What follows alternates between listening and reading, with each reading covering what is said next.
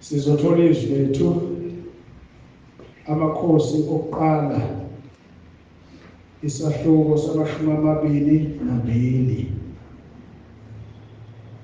verse 22. Oh, sorry, ngiyaxolisa. Verse 21 bazalwane. Chapter 21. Chapter 21 ngiyaxolisa.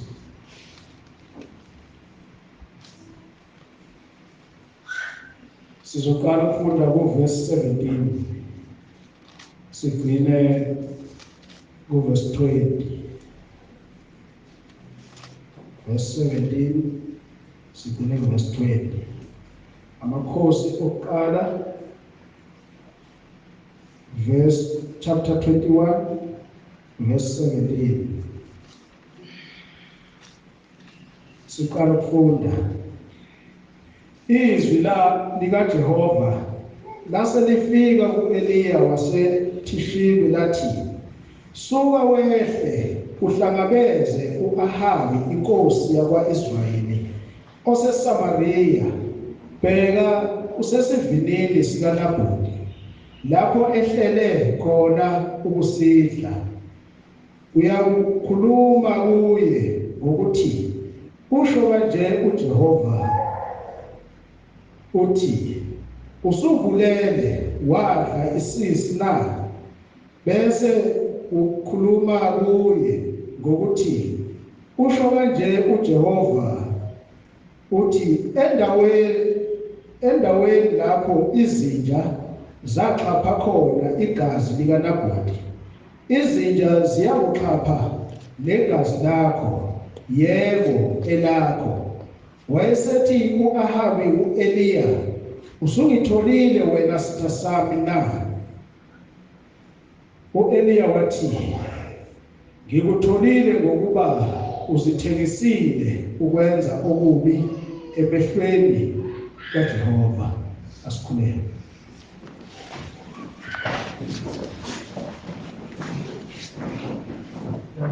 Baba, izwi lakho liyaphila, izwi lakho linamandla, izwi lakho lihlaba lihlukanise umkantsha namalunga. Baba uthongcwele, siyabonga Nkosi ekuseni, sibonga amandla akho ukuba Nkosi usilondoloze sihambe indlela yonke size sifike la.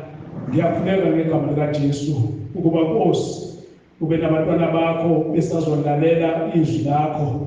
Ngiyacela Nkosi ukuba ukhulume Nkosi, sebenzisa Nkosi lomzimba. Nkosi Jesu, ngiyafisa nami ukuhlala phansi ukhulume wena Nkosi, usebenzisa lo mzimba ngegama likaJesu ophilayo. Ngiyacela Nkosi ubusise ulibiyele ulivikele ngegama likaJesu Kristu Nkosi yethu. Amen. Jesu Kristu Inkosi.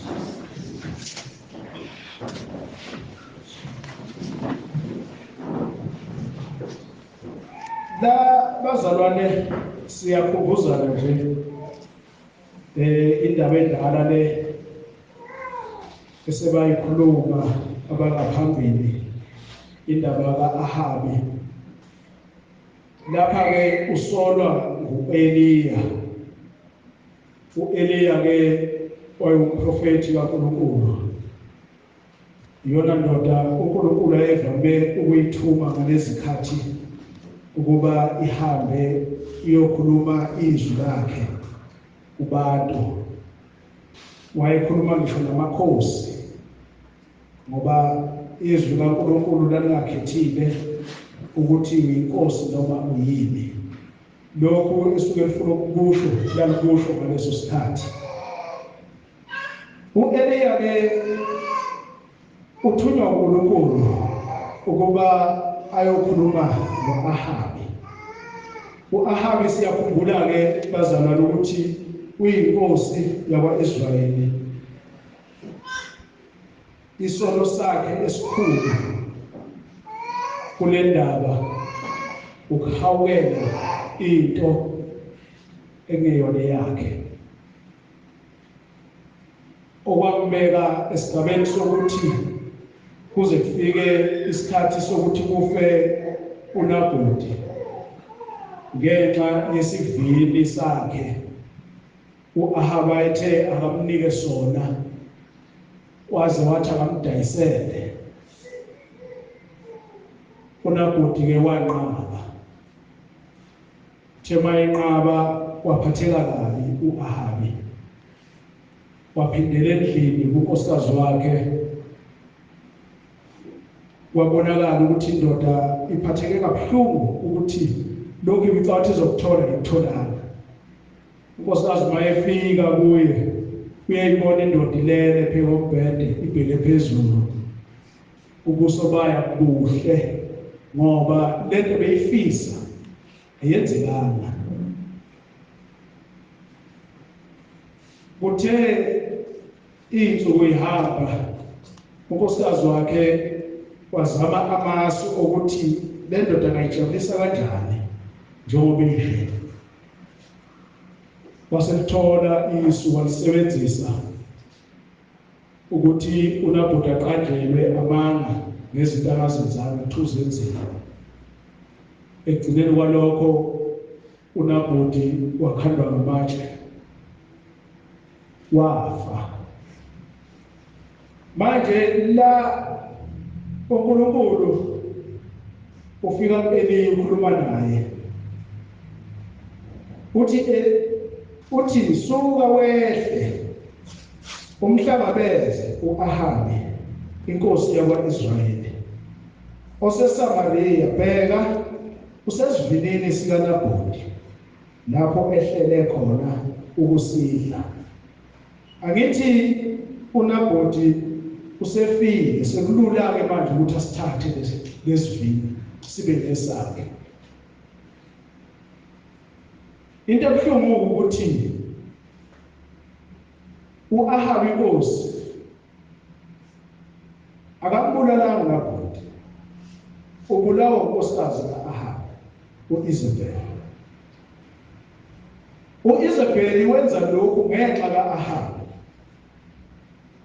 U-Ahabi uma engasakwazi ukwenza lutho, ubuso bakhe sebunyuka ubele, engasafuni ngisho ukudla, inkosikazi yakhe iyabuthi le ndoda izophila kanje kuze kube nini.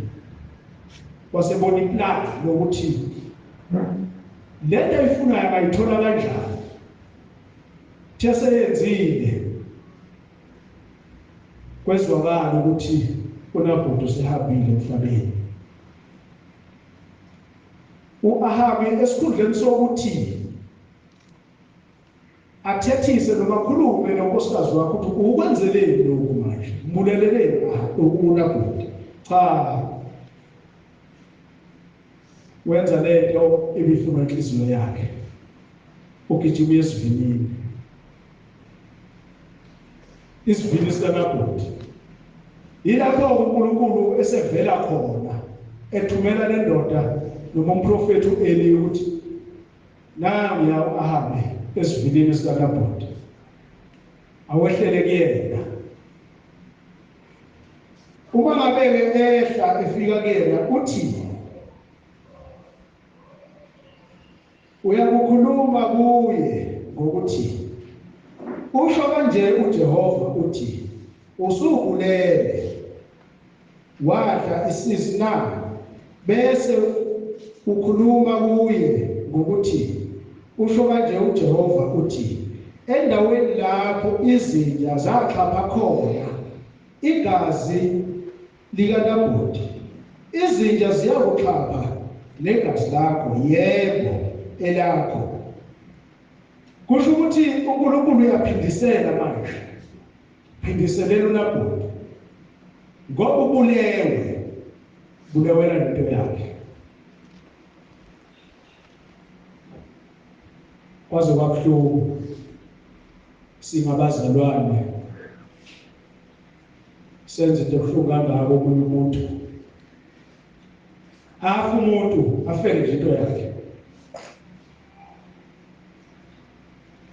Akusifanele singabantwana bakaNkulunkulu thina esilazi iqiniso ukuthi sibheke izinto engezona zethu. Yingakho kuze kuthiwa jatshuliswa ilokhu onakho, musa ukubuka komunye, ngoba ukubuka kuzokufaka esilingweni, ngoba uzogcina usufisa imoto kamakhelwane wakho, uzoyifisa nje awunawo amandla okuyithenga. Uma ungenawo amandla okuyithenga, iyaqala inkinga. Lize lithi izwi lenkosi, inhliziyo imbi ubani ongayazi. Angithi lento ngesikhathi ufisa wena lento kamakhelwane, ufisa inkomo yakhe, ngeke akunika umakhelwane wakho lenkomo eyakhe, nawe ukuze ube neyakho. Sebenza, ziningi indlela zokusebenza ukuze ube nokwakho. Ungasebenzisi lena embi, sebenzisa indlela enhle ukuze mawunayo into yakho ukukujabulisa lokuthi le inge yakho uyisebenzele.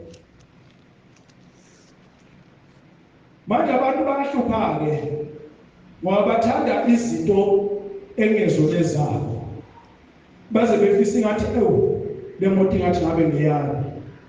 Inhliziyo bazalwane iyahlupha, ikwenza uhawukela izinto engezona ezakho, hawukela izinto zabantu. Isiphetho salokho uma ungayitholi lento, suyaqala sokhuluma amanye amagama ambulalayo umuntu. Lawo Ahabi yena usebenzise ukuthi uNaboti afe ukuze atholelele. Ayikho into ayicabangile. Kubuhlungu ukufa kukaNaboti efela into yakhe. Nobani kubuhlungu ukufa kwakhe afela into yakhe.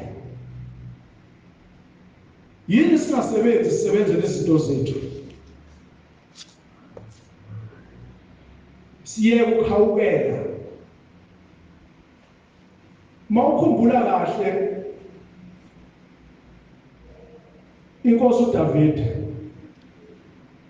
isono sayo senze umonakalo omkhulu, wahawukela unkosikazi ka-Uriya.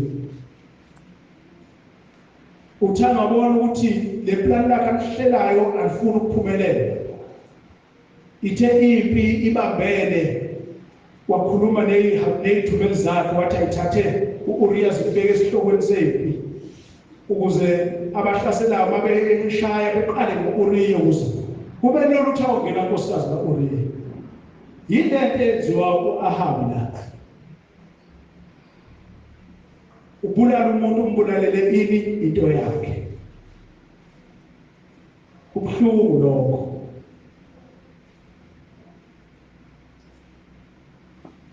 Yiba nokwakho, yaneliswa futhi lokhu okungokwakho. Cela uNkulunkulu akuvala amehlo lawe inyama kuphaka umoya ukuze ungakwazi ukubona into kamakhelwane bese uyihawukela, bese ukufa kuyangena emva kwalokho. Ngoba kuzongena ukufa uma uzosebenzisa lamehlo lawa angewona kamoya. Usubulele bese uyayisola futhi usubulele. Kodwa la u-Ahabi akakhombisa ukuyisola, wakhombisa ukuthi kuyamjabulisa lokho kwenziwa unkosikazi wakhe. ngoba kube wakhombisa ukuyisola ngaba akayanga esivinini sikaNafoti. Ngabe ukhulume nonkosikazi wakho ukuthi sumbulalelana uNaboti. uNkulunkulu uzolwa nami. Manje into engiyibukayo mina ukungamesabi uNkulunkulu okwenziwa uAhabi. Kuvamile ukuthi umuntu wesibili afike ayona indawo. Mhlawumbe uAhabi bezoyihlela ngenye indlela lento. Kodwa manje unkosikazi wakho usesheshe wamqhamukela nelinye isu elizomgqilaza futhi uAhabi noma elizomhlupha impilo yakhe yonke. Ngelinye ilanga uSathane wakhuluma noNkulunkulu wathi akamdedela angene kulo muntu esho uJobe. uNkulunkulu wamvumela, wambekela umgomo wathi wawuthinta umoya wakhe. Zithe zenzeke inhlupho kuyena. Wathini unkosikazi wakhe? Wathi thuka noNkulunkulu wakho ufe. Angazi sengibathi ngiyicabanga lento ukuthi kodwa into kanjena ekhulumetiwe. Umsizi wakho lokufanele ngabe usiza ezintweni ezinhle uyena okubhedisayo. Angazi kwenzeka kanjani. Nalapha kithi angazi bakhona yini. Kukhona abazalwane ukuthi umsizi esikhulu uthanda umsizi impilo yabhidliza. Ngizobuhlungu ngoba le ndaba yaqala kuphi? Ensimini yaseEdeni la yaqala khona.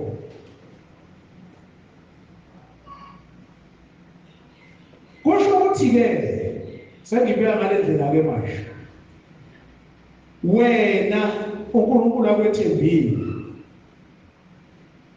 thandaza uqinise, thandazele lo msizi wakho ukuthi uSathane lo angamhluli, ngoba ehlule yena nawe usuhlule yiwe.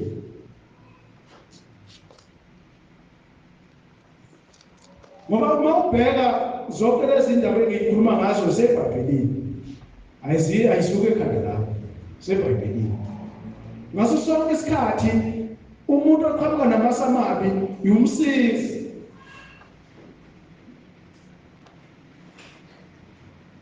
U-Adamu ensimini yaseEdeni akasukanga wadla isithelo, waqhamuka isitha. uSathane wakhuluma nomsizi wathi hayi, uNkulunkulu uyabona ukuthi nizobahlakanipha njengaye, dlanini la. Waqala futhi lo wesifazane wafaka emlonyeni. Basuka bakhonvinsa le ndoda ukuthi hayi azishi la ngifaka emlonyeni. Yafaka indoda, avuleka amehlo endodeni. Wabona bonakala inkosi izongenzani senidle. Wangena ejubaneni oqasha. Manje kusifanele-ke singabantwana bakaNkulunkulu ukuthi ngaso sonke isikhathi singavumi ukuvumela umuntu wesibili asihlukumeze noma asehlule ngokucabanga. Mase sehlulile sizobona enasibuhlungu isijeziso esivelayo ngalokho. Asimnandi, sibuhlungu. Sibuhlungu kabi isijeziso. Ngoba uDavide isijeziso asithola sababuhlungu kabi. Ukuvusela indoda namakhosikazi akhe phekwethu kubukile umizwe. Ibuhlungu lento leyo. Kwaye uDavide ube umgodi wawukholwa izongena emgodini aqasha ngayiboni, angezwe lokuzwa ukuthi khona into eyenzekayo. Kodwa manje yenze ngaphambi kwakhe. Ngisho ungaxolisa ukhale kanjani, uma usikuhlambalazile uNkulunkulu uzokukhombisa ukuthi ungani. Ngeke kuyeke. manje kufanele ukuthi sigade izinto ezinjengalezi singabantwana bakaNkulunkulu singazivumeli zenzeke kithi amandla omthandazo batho omunye umfundisi asedolweni kusifanele ukuthi siguqe ngedolo sikhuleke ukuze zonke lezi lingo ezikhona zingasitholi zithi noma ifika ithola ukuthi siqinile sivume ukuyala phansi la ifuna khona buke nje la u-Ahabu uthini u-Eliya uprofethi uthi wayesethi u-Ahabu u-Eliya usungitholile wena sitha sami sewubani isitha manje sewu-Eliya seyisitha manje wayekuba u-Eliya u-Ahabu enza lento ayingekho kodwa manje isitha sakhe sewu-Eliya mayephendula u-Eliya uthi ngikutholile ngokuba uzithekisile ukwenza okubi emehlweni kaJehova uyithenze wena kodwa manje sola omunye umuntu simsola kanjani omunye umuntu kuwena owenzile asikwazi ukwenza lokho ngoba la u-Ahabu akazange afe ngalesikhathi lesi into eyenzekile kufe indodana yakhe igazi isikhathi bewasha inqola lapha emfuleni bewasha igazi leli lakhashwa izinja elikaNabhothi nale gazi leli lasemfuleni zaqhapha izinja sezichaphele emanzini uze uthi ife neyifebe zageza ngalo futhi lawo manzi ayesenegazi zayigeza ngawo ngoba uNkulunkulu uyaqinisekisa ukuthi into athi uzoyenza kuwena uyayenza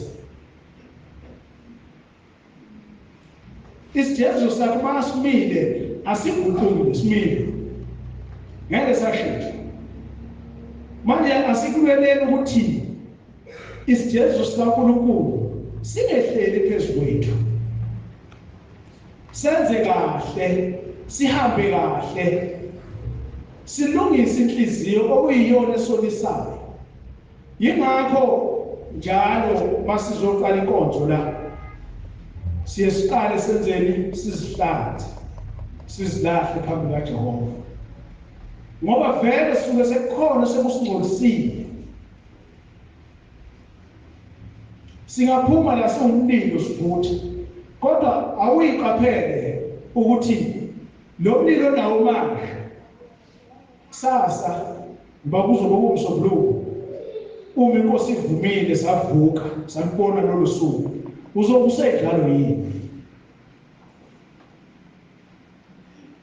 isitha sithola lelo thuba uma ngoba ngaso sonke isikhathi isitha siyasondela kumuntu sifike sithi sibonke ingeke uyashisa lo muntu siqhele sibe lapha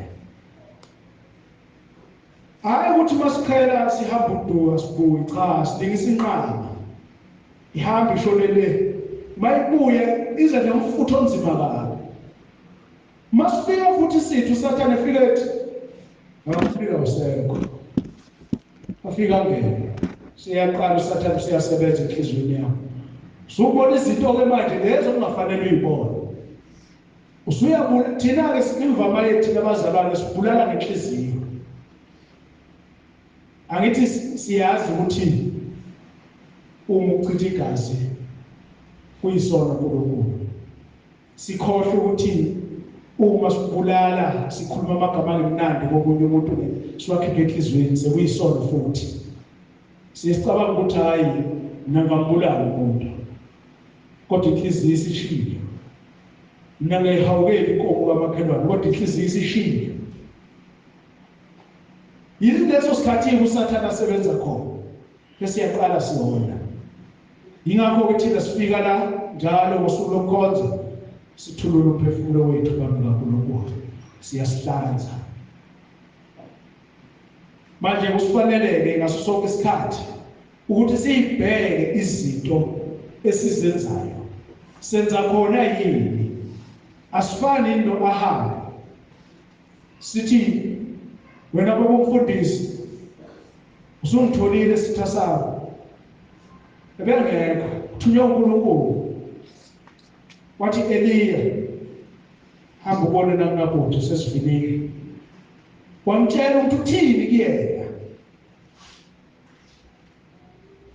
Mase khuluma le ndoda yokuhamba sithi usungitholile isitha sami na uthi Eliya cha ngikutholile ngokuba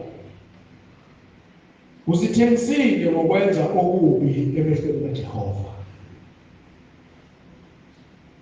Siyasithengisa abazalwane ngokwenza izinto ezimbi phambi kaNkulunkulu.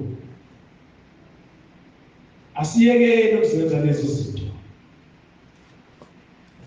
Asiyekele isikhohlwe isono.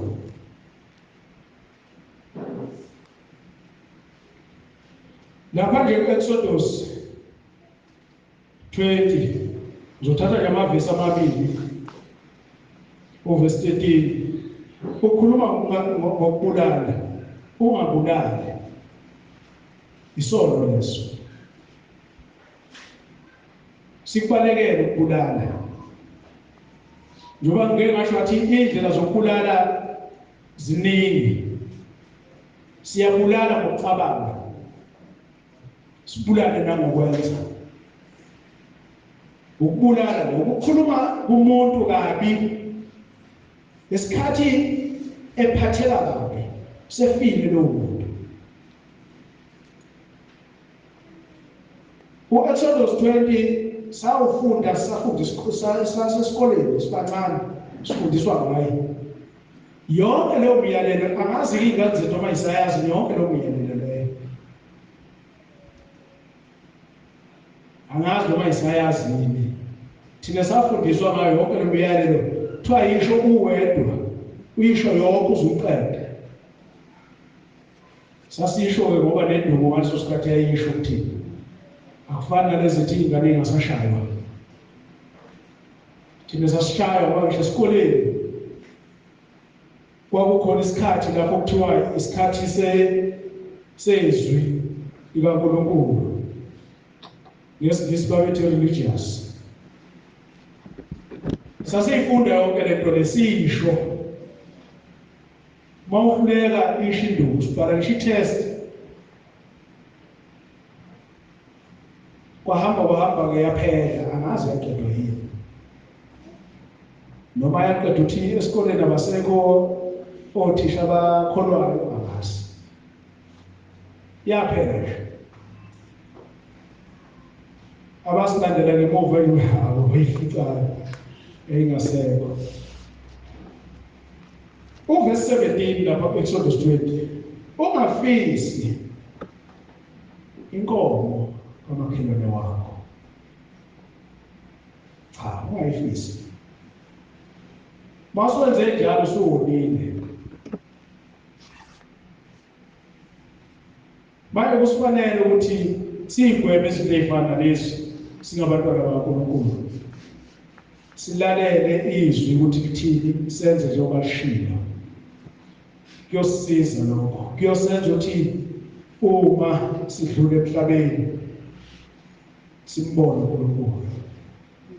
Kodwa uma sizozenza lezi zinto athi uNkulunkulu singazenzi. Shakuthiwa sithandi, shakuthiwa sithanda ngeke simbone uNkulunkulu. Kuyoqhamuka uSathane ukuthumela ingilosi zakhe. Angizazi-ke egqoke kanjani iy'ngilosi. Ngizwe kodwa abanye abathi zimbi ziyesabeka. Zigqoke izinto ezimnyama kuphela. Maze kuthatha zikuyise endaweni emnyama futhi azikuyise endaweni ekhanyayo. Ngizwe besho njalo.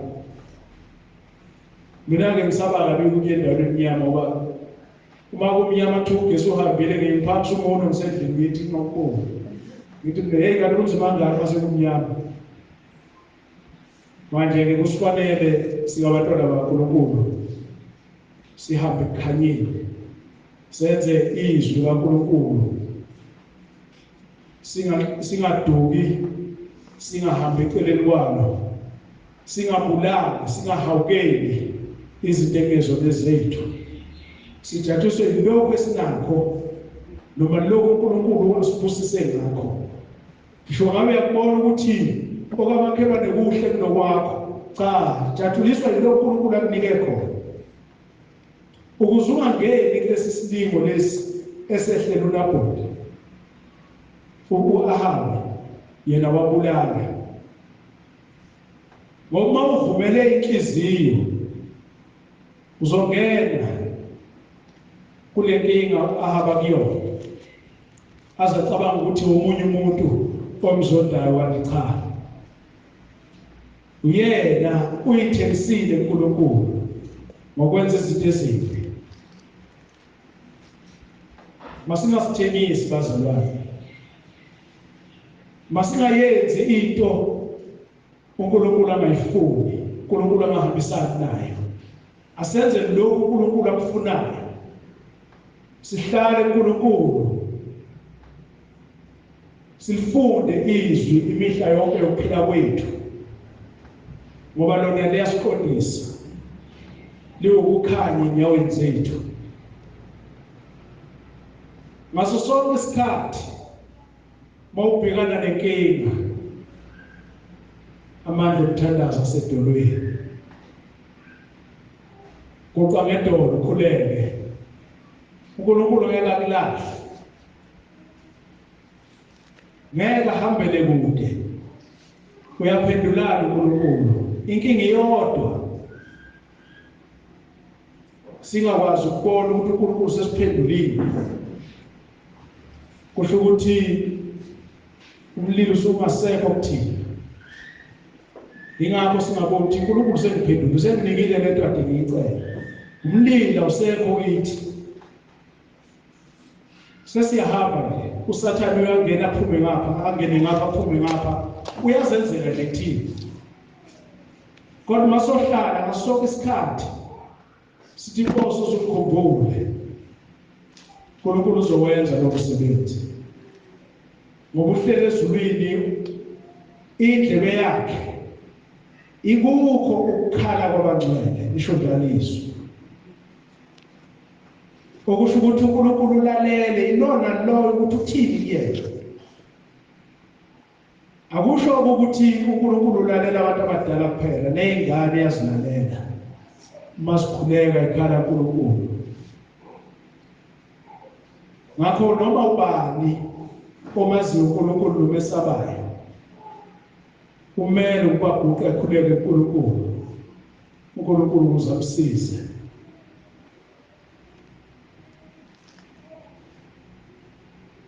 Singasithengisi bazalwane. Usho njalo Eliya, wena osithengisile, wenza okubi phambi kaNkulunkulu. Asingakwenzi-ke thina okubi, asenze okuhle. uNkulunkulu uzosehlisela isibusiso esivela kuyena.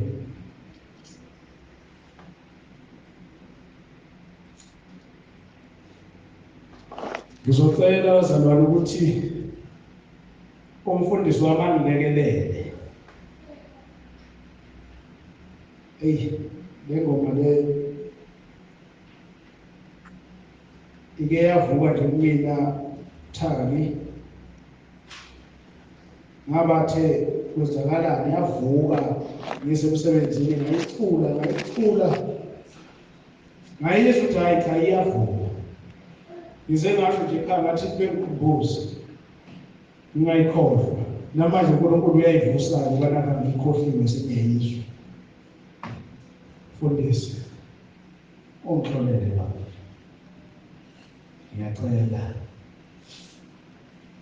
ngiyacela siyicule le ngoma. Emva kwalokho sizobese sikhuleka nje sonke. Emva kwale ngoma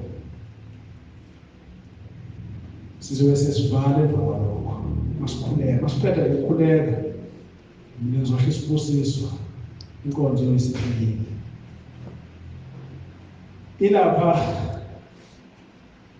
157.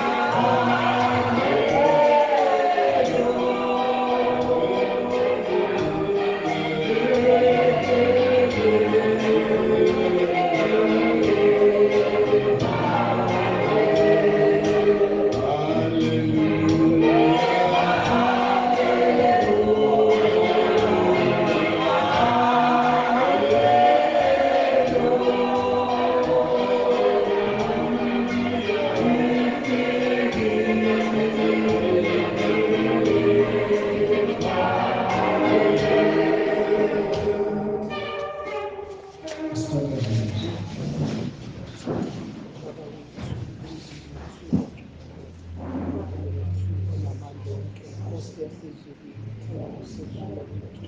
Siyabonga moya ongcwele izwi lakho. Siyakubonga uNkulunkulu wethu ongcwele. Ukhulume kahle impela uNkulunkulu wethu ongcwele. Asifanelwanga uNkulunkulu wethu ongcwele ukuthemisa uNkulunkulu wethu ongcwele. Asikulayisi uNkulunkulu ukuthemisa iyeqiniso. Siyakhuleka Baba wethu ongcwele.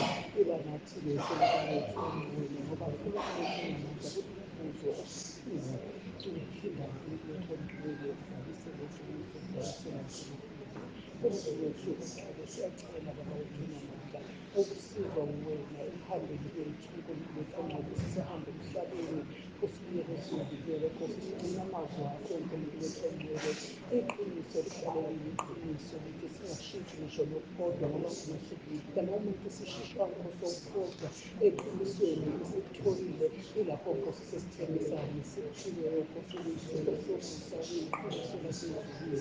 Siyabonga Baba uNkulunkulu wethu ongcwele, sikunikeza ulimi ngezwi lakho.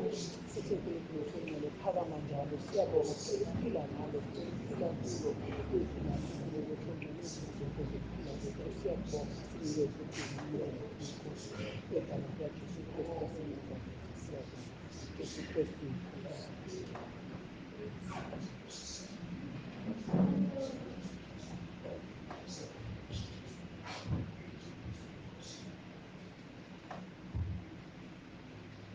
Umusa nothando nobudlelwane bukamoya ongcwele makuhlale nathi.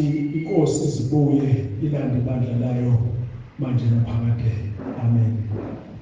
Jesu Kristu inkosi. Jesu Kristu. Lihambe liba lokuphila kwenkosi.